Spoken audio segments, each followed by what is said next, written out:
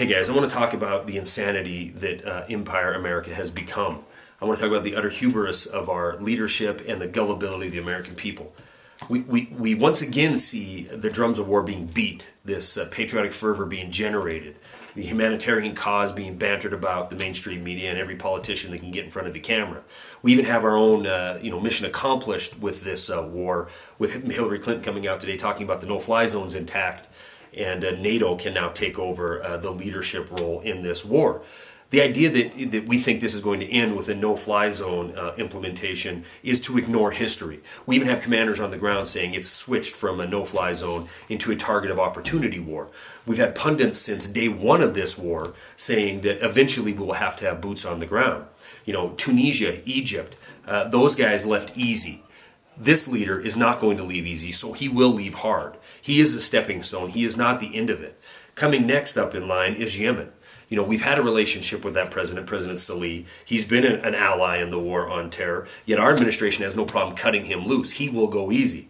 Syria, our defense secretary Gates is issuing a veiled threat, in my opinion, to their military saying, don't get in the way of the protesters. They have political and economic grievances. Let them protest. Let them have their revolution. Let them have liberty. Let them have their republic. But we don't say anything when Saudi Arabia invades the country of Bahrain by sending in 1,000 troops to put down that peaceful protest. You know, those people had political and economic grievances. Yet, when Saudi Arabia quells it, we don't say a word about it. The mainstream media barely touches it, and not a politician utters a word about it. My question is this: what's going to happen when the gullibility is shed in this country, when the American people finally wake up and realize that our leadership doesn't listen to us? You know, 2008, no to the bailouts, did it anyway. 2009, no to stimulus, no to taking over a private industry. They did it anyway. 2010, Obamacare, we said no to it, but they did it anyway.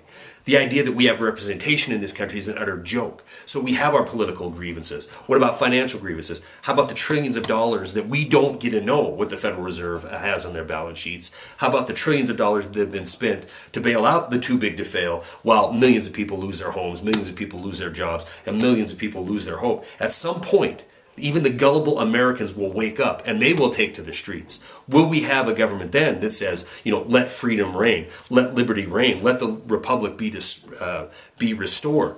You know, things are not getting better. We are just days away from hitting the $14.3 trillion credit card limit in this country. What will happen then when the American people say no? We're just a few days away from the government having to pass another emergency funding bill. What will happen then when the people again say no? At some point, the people of this nation will wake up. Will we hear the same rhetoric from our leadership then saying, let revolution happen, let liberty reign, and let a republic be restored? I think not. That's all I got.